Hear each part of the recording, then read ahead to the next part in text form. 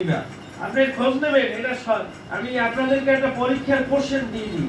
আপনি অন্য বিমায় যাই জিজ্ঞাসবেন যারা ইসলামী লেবাস লাগানো, হারিস ইসলামী লাইফ ইন্স্যুরেন্স, জেরাস ইসলামী লাইফ ইন্স্যুরেন্স, প্রাইম ইসলামী লাইফ ইন্স্যুরেন্স, অর্থাৎ 35টার মধ্যে 25টাই আছে নাম ইসলামী।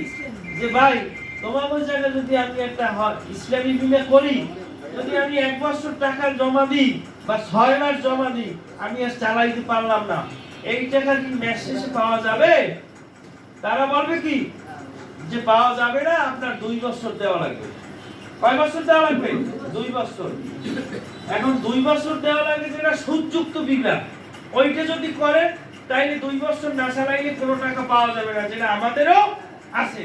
কিন্তু শরীয়ত ভিত্তিক বিমা যেটা, এটা আপনি 6 মাস হোক 1 বছর হোক, আপনি টাকা জমা দিলে যদি ওই লোক অভাবগ্রস্ত হয়, যদি আর সে না চালাইতে পারে, সে মাস শেষে তার লাভ সহ টাকা পাবে। এটা আমরা অলরেডি দিতে আছি। তাইলে আমাদেরটা কি শরীয়ত ভিত্তিক না তাদেরটা শরীয়ত ভিত্তিক? আমাদেরটা। এই একটাতে আপনি প্রমাণ করছেন।